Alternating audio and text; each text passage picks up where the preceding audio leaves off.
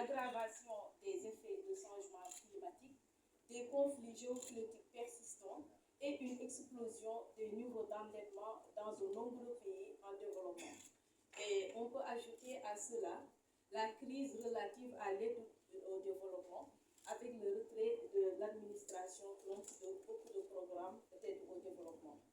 Et ces chocs systémiques ont mis en lumière les limites profondes de l'architecture financière internationale actuelle.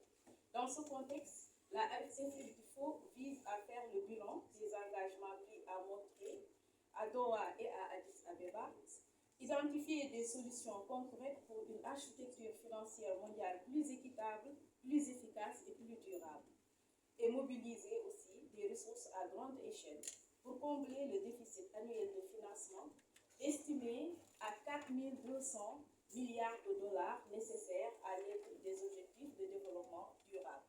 Et aujourd'hui, on peut dire que sur 144 objectifs des ODD, 10 seulement ont été touchés.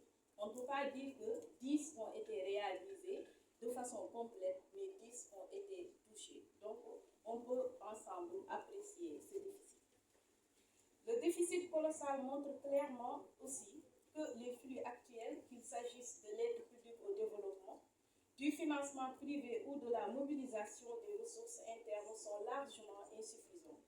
Objectif de la conservation, donc, l'objectif de cette concertation multi-acteurs est de faire face à la réalité.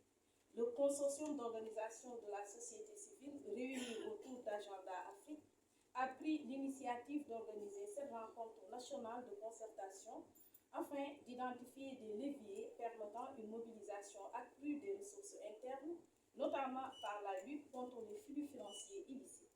Réfléchir sur des mécanismes de financement innovants tels que les partenariats publics-privés, les garanties souveraines solidaires, entre autres mécanismes innovants.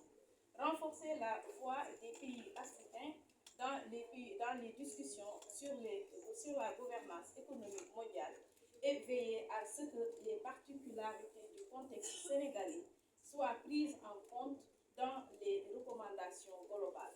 Mais surtout, définir une position nationale forte et concertée à porter à Séville, de concert avec nos autres camarades des autres pays de la région de l'Afrique de l'Ouest et centrale.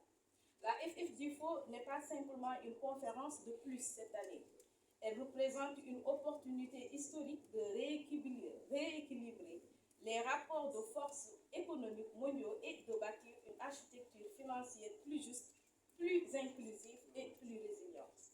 Cette rencontre nationale de concertation est donc essentielle pour le Sénégal, que ne soit pas un simple observateur, mais bien un acteur de premier plan et une force de proposition dans ce processus de réforme globale.